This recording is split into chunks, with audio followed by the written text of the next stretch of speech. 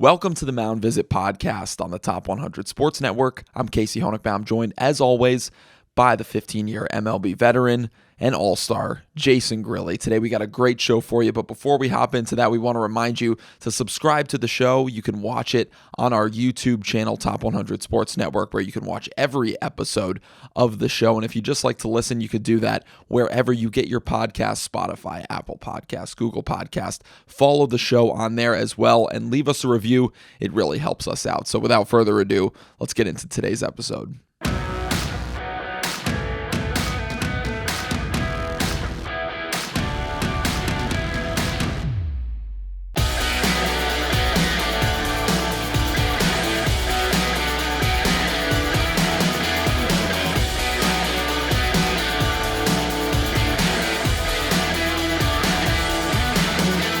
Número 20, coming in hot, baby.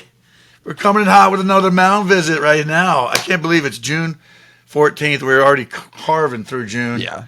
Seems like momentum's picking up, and we're moving right along. Mound Visit time. I don't know what to catch up on. There's a lot of dramatics, as always, in baseball. Mm-hmm. I don't turn on the TV much because there's plenty that come through your phone or the internet case. And, I want to kick it off, though. If you haven't watched this weekend or haven't had yet to go to a movie theater, it's out in movie theaters. We've had Yogi Berra on the show. I'm wearing my Yogi shirt, dude. It made me cry for so many reasons. Unpacking that legendary baseball player, probably one of the greatest of all time. If you watch this, you'll understand why Yogi is so great and what he means to baseball. It's a phenomenal documentary, and kudos to Lindsay, man. She is somebody that, let's just say, just from a woman's standpoint, any man would be lucky to have that person as a family member, a relative, friend, spouse. She's a G. She's a badass mamma jamma, and kudos, Lindsay did a phenomenal job. I told her after I watched this, I was moved to tears, and that was one of her goals. There's no crying in baseball, but if you don't get a tear-jerking moment in that film, something's wrong with you. So, homage to Yogi. Watch it, and I'm going to give him a shameless plug, too. I got the Yogi wine. Get a little wine, get a date, make a date night out of it. Yogi Berra wine is out there. Yeah. From Rock and Ball, so check it out. You haven't watched it yet, man. I know. I haven't seen it yet. I was telling you right before we got on. I just saw it come across my right up on Amazon. I saw it to rent, so I'm gonna have to do that because obviously for those of you that haven't listened, you could check out our episode that we did when we interviewed Lindsay Berra, and she talked all about it and what that process was like, and just about her grandfather. And I actually just finished reading. Or I'm in the middle of reading a really good book. It's called The Baseball 100, and the writer from The Athletic kind of tells the story of baseball through, in his opinion, the 100 greatest players. And he went through, one of those players was Yogi Berra, and in his short section about Yogi Berra, he talked about just how a lot of people know him, and it's kind of what Lindsay said. A lot of people know him for his the Yogiisms and his kind of him being like that pop culture icon almost, but it's like his play on the field was second to none in terms of the catching position, and when he was playing any hitter in baseball. 10 rings, just 10 rings. Yeah. Okay, that's not an accident. No. And I don't want to be a spoiler alert. There's so many good things, but the whole dramatics between him, Steinbrenner, and Yogi Berra Day when he finally came back to Yankee Stadium, and that's the day they had what David Cohn threw a perfect game that day in Yankee Stadium on Yogi Berra Day, and you just got to watch it. I don't even want to. That was one of the moments I had tearjerker moment in. Yeah. So pretty cool. That's the baseball dramatics. Like I always say, the baseball dramatics. If you don't get chills, you don't feel what baseball can be beyond just even the game. Like there's powers, and the Yankees seem to have that lore too, right? Like there's always freakish things, and I know you're a Met fan. Sorry, dude. It's the opposite over there going on. It's like the yin and the yang in New York. Oh God. you know. Yeah, But no, it is true. There's a lot of it's a storied franchise, and I mean you can think of all the different. I just think of like the moments in my lifetime. Derek Jeter in his final game at Yankee Stadium hitting a walk-off. I mean, come on, how much more poetic and beautiful does it get? I mean, I'm not a Yankees fan, but I get chills just thinking about that. As a baseball fan, it's just... No, it's baseball. It's good baseball. And that was off of Evan Meek, one of my good buddies when I played here with the Pirates. He gave up that walk-off thing, so good highlight, bad highlight. He's in a highlight. That's how about that for an opening question? Because it's a little off topic, but you think about guys getting their milestone hits, and Jeter had plenty of them. I mean, he had his 3,000th hit was off David Price. It was a home run. Is that? It's kind of a two-part question for you. Have you ever faced a guy when he was close to a milestone? And then is that in your mind? Are you like, I don't want to be the guy to give up this hit? What is that? What is that process like? I'll tell you a moment, and this was something that drove me bananas. Like you talk about getting adrenaline already going again. So when Sammy Sosa was going to hit, I think his 600th home run, they had all these hologram balls, right? And they changed the balls during the game, and I was like, oh no, dude, you ain't going to hit this off of me. Because I played in the steroid era, and it drove me bananas knowing that, listen, man, I pissed in more cups than you probably have in your cupboard, bro. And it, like I said, whatever, scandalous, whatever, I could sleep well at night. But, yeah, it drove me crazy that I was like, no, I ain't going to be on the back end of a highlight reel. I've already been on a couple of those, And even I'll go back to even a Yankee. I was drafted by the Yankees out of high school. I would kill to be in a Yankee pinstripe. It's just kind of like that, Laura, even as a ball player. Like them, hate them, you always want to be in somewhere where, like you said, everybody knows I got a bajillion jerseys over here hanging in my locker. One of them that I always wanted to wear was the pinstripes. Never did, but I did help them win a few games on the back end of that highlight reel.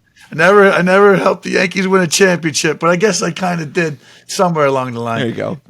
I also did beat them on one pitch, bro. I beat the Yankees throwing one pitch, coming in a relief situation on a 1-1 tied ball game in Yankee Stadium. I got A-Rod to pop up on a changeup to third base. And then Craig Monroe came in, hit a 2-run home run. We won the game 3-1. And my buddy Nate Robertson, who pitched he was a hard luck pitcher that year, like 120 pitches, whatever it was, gem of a game, 8 innings, whatever, the 7+ innings, 7 and a third, 2/3 innings, and I come in, throw one pitch, and I just tapped him. I go, bro, I'm sorry you worked so hard. I said, I would love to give you that win, dude. You deserve the win, not me. Yeah. And it was like I crowed this win from Nate Robertson, who was our hard luck pitcher, but I just laughed because I was a starter and I know how hard that is. But that's my funny Yankee story, man. Did Sammy Sosa didn't hit that 600th off you? He did not. There you go. He did not. I wouldn't let him. I did not. That wasn't happening off of me. So I don't know who. There you go. You could be on the trivia question. Who gave up Sammy Sosa's? Look it up. Who gave up Sammy Sosa's 600th? Let's see. I'm gonna look it up. These are right monumental questions, right? Like people who say who was the guy on the mound for Hank Aaron's, or who was Barry Bonds? All those guys. Like you said, monumental. Being on the flip side of it. Let's see. It was off the Cubs. Oh, I couldn't tell who that is. So he hit it against the Cubs. Let's see. This is where we need the OBS right here. Jason Marquis. Oh, Shlomo, dude. Yep. I played with him. Yep. He was a great teammate. Jason, he pitched for a long time. Jason Marquis. Oh, dude, he's an awesome guy. Jason Marquis, I think he's from Staten Island, too, Long Island. He's a Long Island guy. We always used to say there was a place called Vito and Shlomo's. It was an Italian-Jewish deli, right, which was a pretty unique space. But he goes, we used to come up with funny nicknames. And in baseball, man, there's no prejudice. I mean, you're with every kind of every walk of life and ethnicity and everything. In the clubhouse, anything goes. So people would be like, oh, my God, you want to throw CNN or Fox News in a clubhouse? They would have a field day with it. But there's love, man, in it, because you want to talk about diplomatic. If you don't like showering next to a guy or eating dinner next to a guy or you're on a plane, like you're always together, you're going to learn to like what you might have prejudice or hardships with. Good people, man. Yeah. And that's the fraternity of baseball and what I miss about it the most. Everybody says that, man. You miss the guys that you hang out with. My phone is quiet. I can't just go knock on the hotel room door and, bro, you want to go to breakfast knowing you had a hard day? Or, hey, man, you want to go get a drink after the game? Whatever it is. That's the part that's missed. But, so that's a good runway, right, for Mound Visit. Yeah. What we're talking about this morning. Hey, other news. I got to give kudos to one of our former guests, Scott Cassidy, was just elected to – he's the newest Greater Syracuse Sports Hall of Fame. He's a class of 2023. So congratulations to Scott Cassidy for that. Good season with Lemoyne this year. They had a great year. Yeah. Yeah, that's awesome. So, kudos to that, man. I was elected in 2019. There you go. We got to get Steve Grilli in there. I don't know why my dad, seriously. Really? Legend in Syracuse. Yeah, I don't know. I got to talk to Bud Pollock on the board now that I'm in the let's plug for Steve Grilli. If you look up what my dad's done, bias, no bias. Well, he should be in there. Yeah, I mean, and to be honest, and I'm not joking here, he should be in for Change of Pace alone.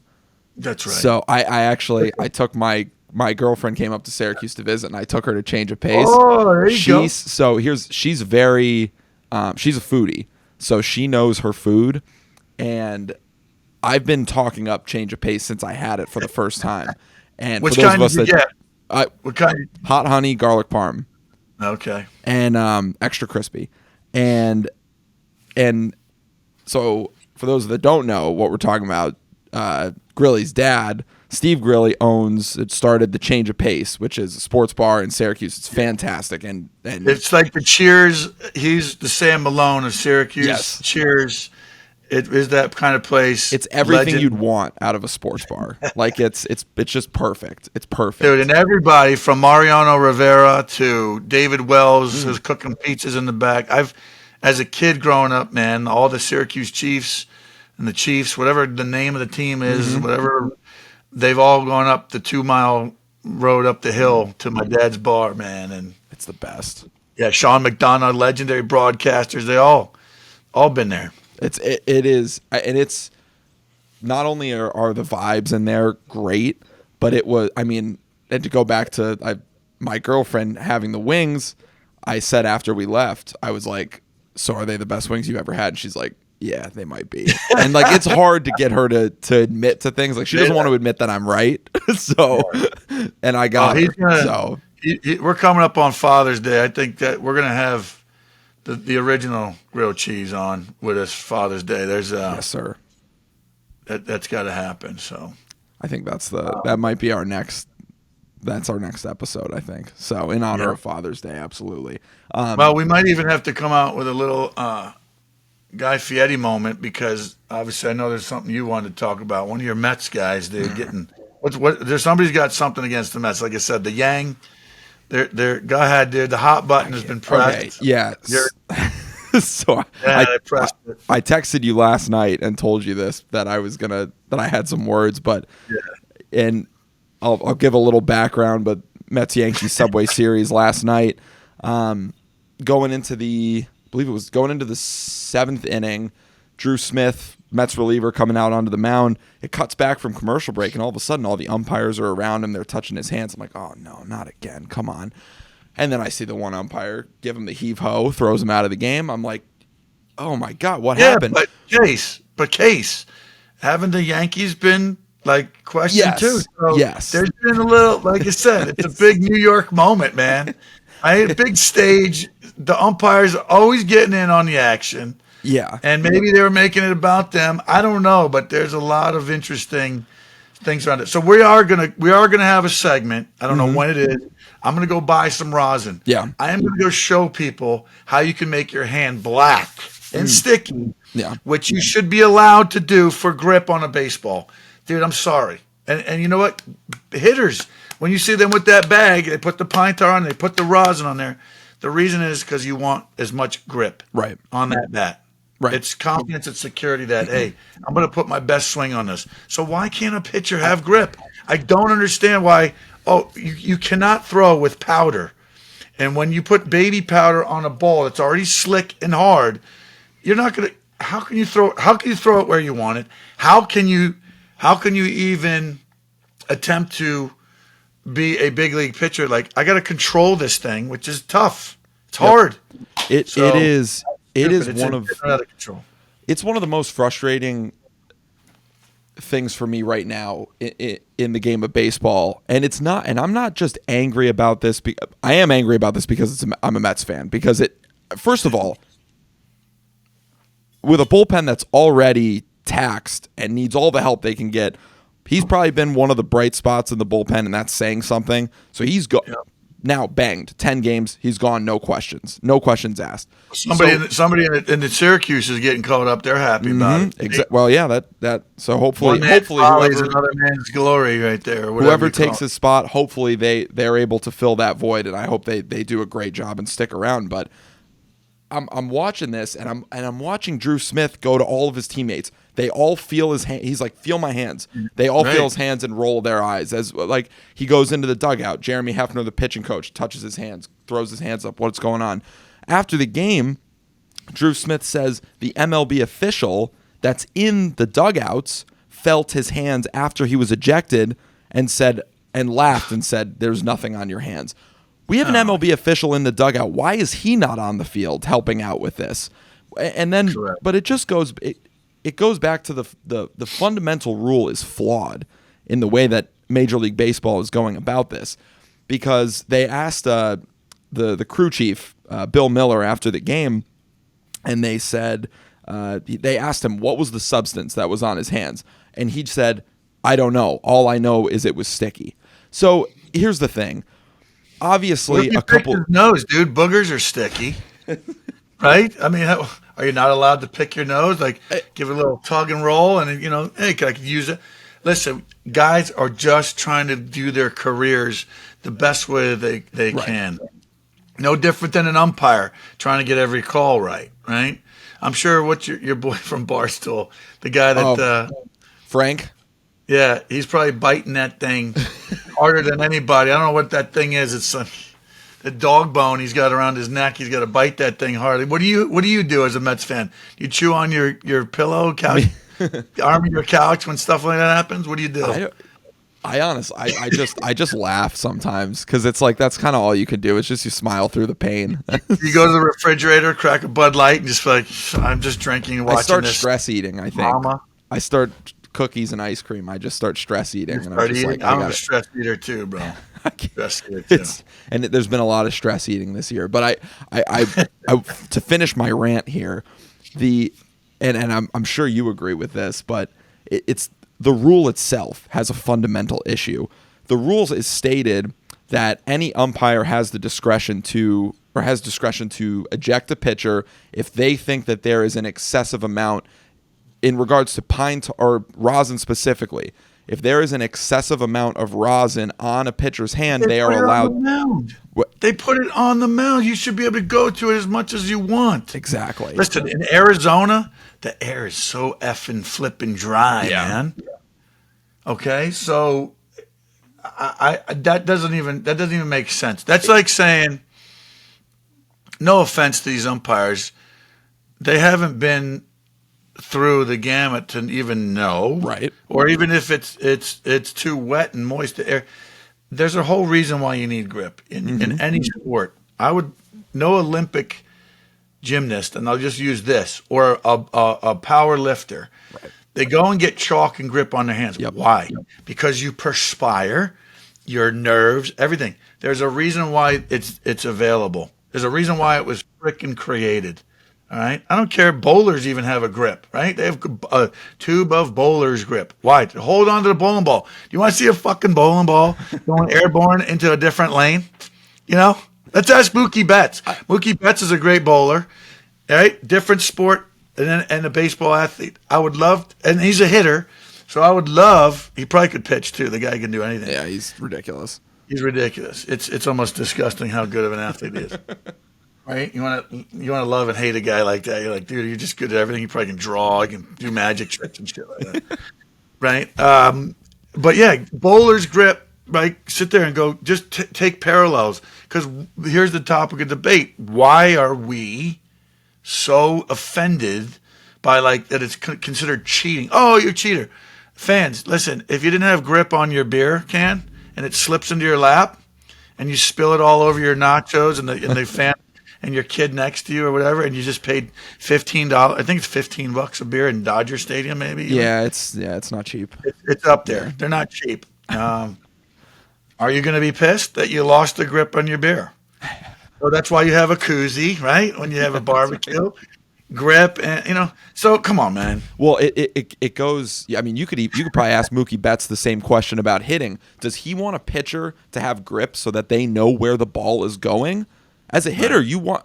I feel like if you polled major league hitters, I'm sure that they would rather pitchers have the confidence in their grip on the baseball, especially when guys are throwing harder and harder, right? Yeah, 100, 105 coming at your ear hole. Come on. Exactly. But if that's really what it is, I don't know. With these new guns, or really these guys are just getting that. Well, I think the main problem with this rule is that this is being left up to the umpire's discretion once again. And they've already now they have enough to worry about with keeping track of the pitch clock, the timers, all of this stuff. They've got enough to worry about with now they have to police. They don't know what a foreign substance is. They don't know. And especially the rule says it's excessive, an excessive amount. What is that? That's not a measurement. I have excessive allergies, okay? They've gotten worse as I've gotten older. Sure. Excessive allergies. I would use it to my advantage now because I have a lot of mucus coming out of my nose, as you do. I know you got the same freaking problem, bro. Okay? So I would use it to my advantage at this point. I would not take my allergy medicine. I'd just go. Just be running all. Use a little snot, a little rosin, and it's going to be sticky. Whoever is sitting there. Yeah, and you know what? I hope the umpire touches my hand, and he has allergies after too, because you're an idiot if you don't know that you need grip to throw a gosh dang baseball because the seams are lower. Take a baseball, right? Yeah. I would love to do these experiments, but we are going to have a little cooking class, Guy Fieri cooking show with baseball rosin, and I'm going to show people how with wet hair or a wet cloth. I don't have the hair or the flow I used to have, but I'm going to make it where over the course of the show, we're just going to talk, and I'm going to show people right here, how my hand will turn black, and it will be sticky. You can't feel it because you're in Syracuse. I'm in Pittsburgh. But I will show you maybe somehow I would just get the ball. Yeah. That would be the magic trick to see what can stick to my hand by going like this after, and we'll throw that out there. Maybe we'll go viral, bro. Maybe we'll go viral on show number 20. That's the hope. It's crazy, though, because it's like you said, going back to what you said in the beginning of this discussion, but rosin is a legal substance. Right. Sweat is legal. You just sweat. So if you put rosin on your hands, you go back for your hair or whatever, you wipe, what is he supposed to do? Hey, you know what? Let's get pitchers to pitch in turfs. We'll see how many of those guys slip. Yeah. Okay? Let's do that. If we can't have grip on the hands, take their cleats off. Let's just let them slip and pull a groin. Not get a good foot. Not get a good foot. It's the same thing. So we're gonna say, oh, his cleats are too sharp or whatever. It's getting a little bit dramatic, and maybe there wasn't enough news in baseball. I know our boy's slipping. He's hitting 382 too. We talked about. Yeah, Arias. Yeah. Chase a 400. I mean, that's still pretty good hitting 380. We'll take 380, yeah. But it's true, and it does suck that both times. I mean, Herman got ejected in for the Yankees, and I think anybody in their right mind is not going to look at Drew Smith or even Max Scherzer or even Herman, I don't know, and say these guys are cheaters. They're using legal substances, and they're it's just I don't know. I don't know what. I want grip on my coffee mug, bro. Yep. Because I want to drink my coffee. Yeah. It's called friction. Physics. Right? Let's go back to physics. Did you take physics? Yeah, of course. Yeah. All right. Well, I don't know whether the formula for friction is or if there is even one, but it was the only science class I liked because you could apply it to baseball somehow. So. There you go. Well, you need friction in order to hold a bat. You need friction to hold the ball and throw it where you want to. Make it spin. Okay? You need friction to spin, and spin rate's a thing. Yeah. So if you can't have grip, then the ball's not going to spin as much, or it'll spin up into the press box. Maybe that's why they put those nets all the way down, because the balls and bats would be flying everywhere, and fans would have no teeth. And that's then exactly our dental why. program. Yeah. Hopefully you have a good dental program, and today's dental insurance has been brought to you by Aetna or whatever, Blue Cross Blue Shield. That's my dental insurance program right there. So there you go. We're trying to get sponsorships for the show. Let's not be bashful about it. Yeah. We're new on the scene. Yeah, we'll take what we can get. Dental program would be fine, but it's quite the topic of discussion, and I'm very curious to see where it goes later in the year. Okay, so you have nice teeth. Do you like your teeth? I like my teeth. Okay. Well, yeah. I think some guys do like their teeth. Who was the last guy to get hit in the face? I know somebody in spring training, I think, did. Justin Turner, I think. He got hit in the face. Yes, that's right. I remember him just gushing blood at home plate. Do you think he would have a problem now? I would ask. That would be a great interview. Well, he would be a guy. Mookie Betts, if we can get Mookie on the show. Hey. Or Justin Turner, if you're listening. Not that you listen to Mound Visit, because it's generated about pitchers. Pitchers and hitters don't get along, right? But no, seriously, that's why these guys wear those guards, man. I would wear 1,000%, even if I didn't get hit in the face. If I was a hitter now, I want that extra little protection, because if they're going to be taking grip away or questioning grip, I like my teeth, and I like to bite into those chicken wings. Hey, that's full circle. That's right. Well, the game has changed so much in terms of the way that pitchers are geared to throw harder and harder, and it's velocity over control, location, right? And it's if that's going to be the case, control or at least these pitchers should have grip so that they can be confident in where they're throwing the ball, or if they don't know where the ball is going, I don't know. It's put a handle on it, man. Like, you ever see those bowling balls? Speaking of bowling, yeah, they have those kids' bowling balls. There's some of them I think had a handle that like pops out. Ejecto, go gadget, frickin' baseball. I mean, we're gonna get robotic, dude, right? With all this AI stuff, and who knows? Maybe the umpires will be gone, and then these guys are gonna have like a pad that they have to go and put in, like, identify whether they have sticky substance. It's gonna be like it's a little hand pad where they're just gonna go up to it and go, "Is your grip okay? Did it pass the test?" Or maybe there'll be a pad that'll be like, you can just dip your hand in this, and it's all standard. Yeah, and everybody knows, like when you get fingerprinted, here you go. Here's your grip. Honestly, at this point, we just solved it, bro. Well, what is the? Because I for this, I don't even blame the umpires, to be honest. I blame Major League Baseball for being so, and also I think about this with other sports too. Anytime there's some sort of, I don't know, scandal or something, and I'm not saying this is necessarily a scandal, but it's like, why isn't the commissioner of baseball getting in front, or somebody from the PR office, something, getting in front of a microphone, answering reporters' questions? Because it's always, Major League Baseball does the same thing. They send a memo to the reporters or whatever, and it's just like, this is the rule, this was the decision. It's like, okay, but why?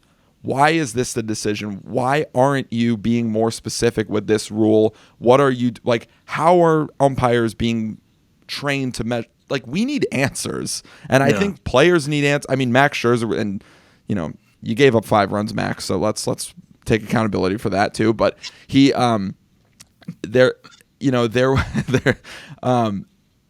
he said, he's like, this is something that we are all frustrated about and looking for answers. It's just something that Major League Baseball needs to address. It's an easy fix, and they're just avoiding it because, let's face it, I don't know how many talk shows or blog podcasts and stuff are talking about this, but we certainly are. And that's our hot topic, hot button here today. Well, as a pitcher, you've talked about this. What did you use for your grip? I used rosin. I mixed it with water. That's what I said. I will show you. Brad Penny, when I played in Miami. He's like, dude, why is your hand black? I came in and I didn't realize how black it was. Dirt, rosin, and sweat, or water, it will make a black coat on your hand. And I will prove that. I'll get bowls, mixing bowls of dirt, rosin It's like bag. Breaking Bad I'll on make a here. mess in my office in the studio here. And then we'll start grabbing things. I'll grab a pen and go, look it. I guarantee you I can make a pen levitate. I'm going to do some magic tricks, bro. And we're going to send it out to all the umpires. Maybe you can, you're the techie side of our planet here and what we do on this spaceship. And maybe you send it out there. We'll put up some Facebook ads and be like, sticky. Is this a sticky? Number 20 episode is sticky, bro. That's right. That's right. Well, what else should we talk about Another Run here? DMC song. We can do a little. It's tricky, but we can do it. Sticky by Run DMC. I like it. Hey, It's sticky. if I have to start rapping for this podcast to take off, I'll do it. Well, listen. So, not sure if anybody wants to hear that, but No, we used to make guys sing. The rookies always had to sing in front of the bus. yep. I never did that, dude. And I was Really? so thankful. Yeah, I was so, dude. I was so nervous, and I like to sing. Something about being vulnerable to your teammates it's like it's heart pounding. You want them to accept you. Yeah. That's actually scarier than pitching your first big league inning. Honestly, for me, that'd be a great question to pose to our guests. What's scarier, your first big league AB or your first big league inning, right? Yeah. Outing or singing on the bus in front of your teammates. What was your moment? And I know you played for a lot of different teams, but I guess as a younger player, what was your moment where or was there a moment where you kind of knew, okay, I'm accepted by these guys? When do you know that is, I guess as a rookie, it's probably hard to figure out, but when do you know that you can be more comfortable or whatever? Or maybe you can't, I don't know. That you've contributed. Yeah. Then you contribute to a win. You have to be comfortable being uncomfortable. And that's where some of the old school stuff that happened, some of the traditions of, dressing up rookies, which is now prohibited. There's another stupid rule.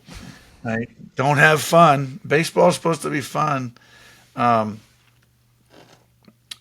don't know, man. I think it's just, if you're a good person, if you're a guy who acts like, you just got there and you're controlling the radio or you're doing things that veterans have earned that, right? You just don't jump in and think that you're automatically, hey man, you just kind of keep quiet, earn your stripes, and then you're accepted. It's just kind of I don't know, unless you got to be over the top, charismatic personalities. I've played with a few of those, and sometimes it's like, whoa, dude, there's a lot of alpha in this room.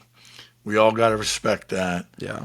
Check our egos at the door. A lot of egos, because it takes a lot of confidence to do that. And even when you don't have it, you got to pretend like you have it, right? Because let's face it, confidence is wavered every day. Yeah.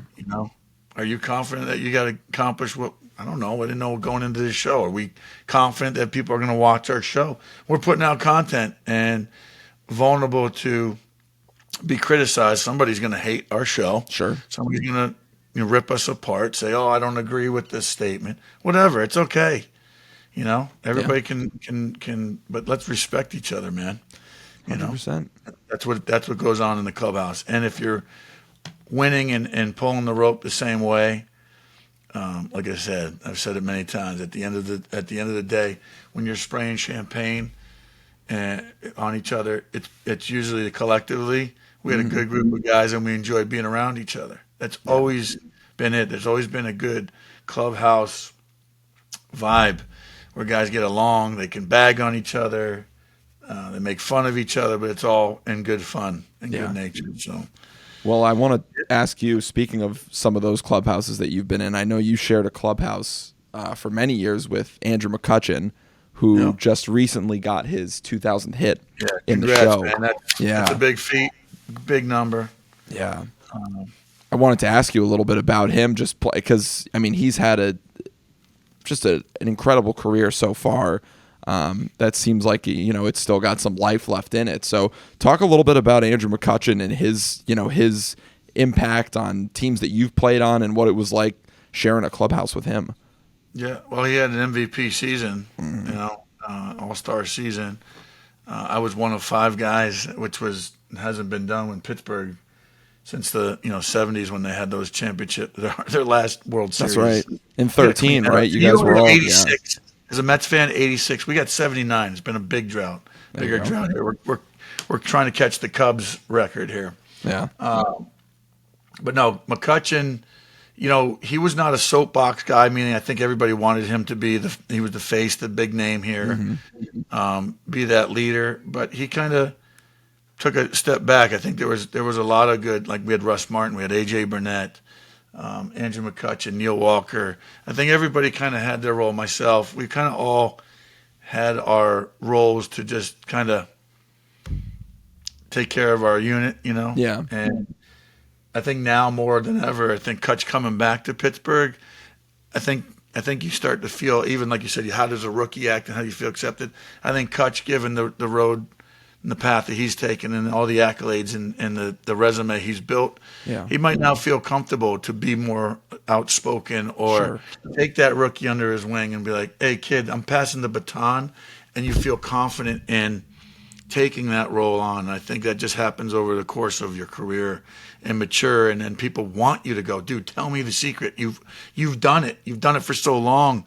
Tell me what the secret is. And but I'm sure he's asking questions too. If he stopped asking questions, you never stop learning. Mm-hmm.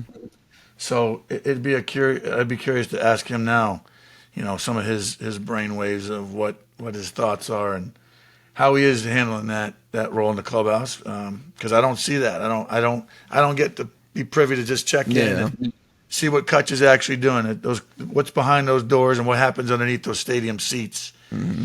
I'm glad to say that Pittsburgh's kind of back on the winning side in a very interesting division, man. Yeah. Where 500 is hovering on 500. You're in first place at 500, but both of the Central divisions are the NL and the AL Central are a little weak. They're weak. Yeah, they're weak. They're weak. It's a weak division compared to right. Baseball's tough, and maybe, like I said, some teams will emerge and they'll get hot and be spoilers, and there always are those teams that are hovering to play for nothing. I remember in 2006 when I went to the World Series, that team with Detroit, we had to win one game against the Kansas City Royals to win the division. Yeah.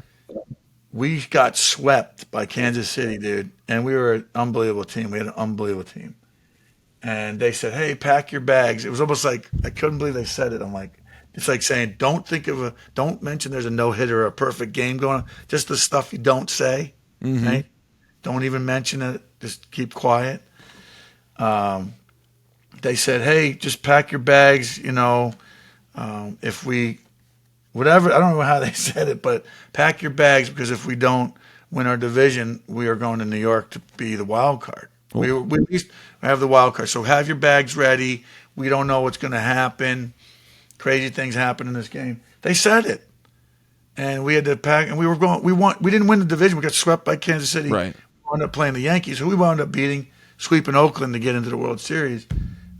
We could have played the Mets that year too. They were battling the Cardinals. Yeah.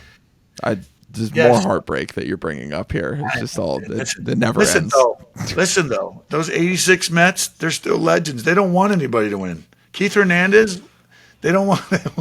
They will pass that baton probably reluctantly but graciously. Yeah. Just like Kent DeColvey and some of the. I'm watching Pirates history in between. Mm-hmm. I'm like, dude, these guys are falling off, and they're gonna have Pirates history. Who's gonna talk about the '79 team and back when and all this stuff? They're gonna have to move it up a little bit, but come on, Pittsburgh, we got to get some more winning ways here. I'm hoping that we can get in as a wild card. 10 years, I'm rooting for the 10-year reunion, October 1st, 2013. It's now 2023. Yeah. I'm rooting for Pittsburgh to have a chance at playoff baseball. One of the 12 teams in the tournament. I'm hoping we get in. I mean, honestly, since I need a new team to root. I need a new team to root for this year, and not like Tampa Bay, bro. Get on the bandwagon or something. I'm going to root for Pittsburgh. I have to. I think. Okay. I have to because I don't want to root for an AL team. I'll stick in the NL. But like, I need for my mental health. I think because mental health we know how important it is, and mine needs a little bit of looking after, especially because. How much therapy do you have to go to as a Mets fan? How many people have their psychologists just on? I know Frank, you said boy Frank there. Frank the Tank, he got given that rubber. What is that thing he chews on? I don't know. Like you know what it actually is? They have that like a dog toy that they made a necklace for him. It's so he used to just snap glasses in half. Anger management? Is that real? Is that real? Is it put on? I don't know. It's a shtick for sure. It's like it's TV. Huh? It's made for television. Is that what you're saying? I mean, possibly. It's to an extent. Family. I think he's a real fan for sure, and I think I see that. He's definitely more fiery than the average fan. I think to the extent like all the screaming and everything, I think he's playing it up a little bit. But I mean, hey, he's built his personal brand off of it, so I guess. Right. But Mets fans in general, I don't read the posts and stuff as a Mets fan. They generally it's a sickness. Yeah, it's a sickness for sure. It's like we're gluttons for punishment and. So just anything you guys are angry, you're all angry. Maybe you need to go ask Frank what that thing is. Is a pencil eraser, what he's chewing on, one of those mega erasers. Erase the problem in your head, right? Yeah. Maybe you need to go, walk up a hill or. Antidepressants could be in the, you never know. Who knows? Maybe that should be our sponsor. What's BetterHelp. BetterHelp. It should be online therapy. We got to have something. Harvey Dorfman's written some good mental therapy. The Mental Game of Pitching. Great one. And Mental Game of Baseball. Harvey Dorfman, legend. If you haven't read those books. Absolutely. And I apologize. The more I talk, I'm seeing my allergies are flaring up as it's going. So maybe I'm going to start sticking to my coffee mug here. Well, and by the end of the show, I don't know what else I'm going to. I put on my glasses, and then it's like they're stuck to me for the rest of the day. You're like Spider-Man when he first finds out he has powers. He's like, powers. Hey, sorry, all this sticky substance, bro. Well, as a way to finish out the show, you got to help me out because we can't end on the Mets because it's too sad of a topic to end on. What do we think about this? Because I saw this last night, and did you see what happened in Oakland? Where I haven't been following the A's. Okay, so this will I'll get your reaction. Other than my boy Jace Peterson, he came in here, absolutely put a hurting on, and I root for my guys, my good friends. It's hard. It's hard when, like I said, I had to pitch against Clint Barmas. He was one of my roommates in 2012, and I faced him to close out a game, and I was like, oh man, this is so hard. It's bragging rights for sure, but I was like, it was like I love the guy, Yeah. And so it wasn't one of my better fist pumps because I was like, I love the guy. But well, in Oakland, speaking of your friend Jace Peterson, their fans did a reverse boycott of the Oakland A's last night. There were just about 30,000 people that showed up to the game. They all went dead quiet. And then right in the fifth inning, they start chanting, "Sell the team." And it was so loud that the A's pitcher on the mound thought his pitch comm was broken. So he was like trying to listen. He could barely hear. They ended up winning the game. They've now won 7 straight. They beat the Tampa Bay Rays. They've now won 7 straight games. They're the hottest team in baseball. Dude, they are, I'm telling you, some of the fans there, they are awesome. Yeah. The Oakland fans, man.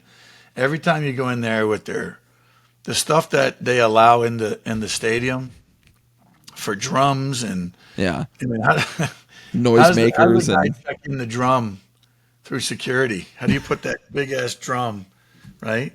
That's right. to check Well, through the. that was the whole point of the demonstration, was to prove that the fans are not the issue with this team. That Right. we've got fans here in Oakland. It's money, man. It's always money. Right. Moneyball. Like, they're not a high payroll team. Everybody knows that, and they're looking to get some money out of the club. You know, Yeah. that's why they're looking at Nashville. You know, Vegas. there's a lot Well, happening in Vegas just got they just got approved that money for the plot. Yeah. So we'll see what happens there. Listen, But, Montreal wants baseball too. So you know there are fans, but again, it's interesting how they pick and choose how yeah.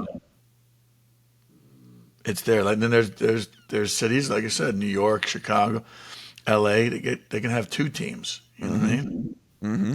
I don't think expanding the game anymore with teams, it's going to dilute too much. You know, I just think that what's the tipping point, right, of having just enough teams, too many teams. Yeah. Yeah, it's going to be interesting to see in years to come what happens with that, because I mean, they've thrown around a lot of cities in terms of expansion and what, you know, obviously Vegas is their hockey team just won the cup, so they just got a football team within the last few years. Might make sense to get a baseball team there. You never know. I know Portland has been a destination. Talk about Nashville, obviously, and then Montreal. I love Nashville. Nashville is. Been there? No, but my older brother lives in Nashville. He's getting married in October, so I'll be going to Nashville for the first time in October, which I'm very pumped about. All right. So, well, hey, I got a good little container village. It's about 7-10 minutes outside of Vanderbilt. Oh. So I'll have to give you the link, dude. It's pretty cool. They made these container apartments you can rent. Oh. It's about six of them. These container homes. People look at all different. Instead of a hotel experience, and there's this little grinder of a place, little hamburger stand. It's awesome. I took Jace, my son. Yeah. Go hang out with Scott Brown, who another guest we've had on the show. Mm-hmm. That was my reason for going there. And the hotels were kind of pricey, so I was like on campus and near campus. But I had found this Airbnb kind of place, and it was neat, man. I love it. Neat experience. That sounds awesome. Well, I think that's a great way to end the show. Visit Nashville, and visit our YouTube channel. Watch our show, Mound Visit. Listen to the show. Yes, subscribe, Spotify, Apple Podcasts, wherever you get your podcasts. Hit us up on social media. Let us know what topics you guys want to hear us talk about and complain about. Like me, that's what I like to do. You know how it is. And then angry. You're not Angry Frank, dude. That's angry. No, I'm not that angry. We're gonna give you a nickname.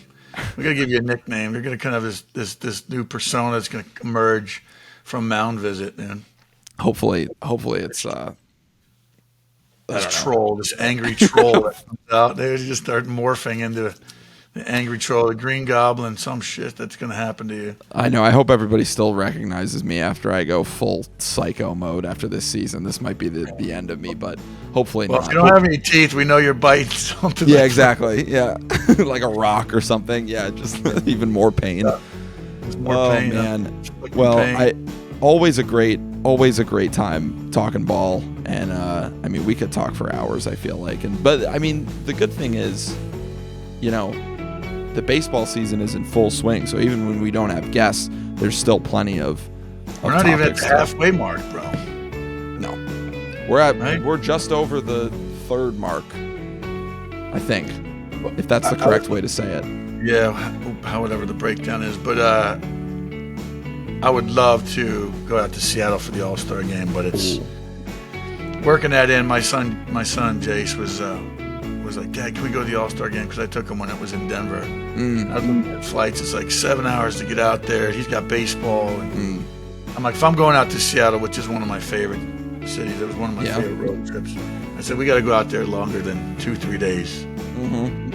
I want to take him salmon fishing, and the Northwest is cool. Seattle's a great little town, man. Good music, grinder music, Pearl Jam from out there. little Chris Cornell Soundgarden stuff. Yeah. Nice. Great. The farmers market. Yeah. So lots Awesome. to lead up to it. There's our teaser. That's right. Thanks for hanging with us, sticking in Absolutely. there. That's the theme. Thanks for sticking in. Subscribe to our channel, YouTube, Yep. Spotify, Apple Facebook, Podcasts, wherever you Twitter, get just those. his ass, whatever the guy says. That's right. We are on. We are airing. Case, thanks for riding the spaceship with us. Episode 20, Mound Visit. Have a great Wednesday, everybody. Yes, sir. Hope you next time we'll have some hot topics. Oh, you know what? I didn't even do the preview of what people wanted to comment. I messed up. My coffee wasn't as ready as it usually It wasn't is. sticking to you. Wasn't this sticking. morning. Stick with it, man. All right, guys.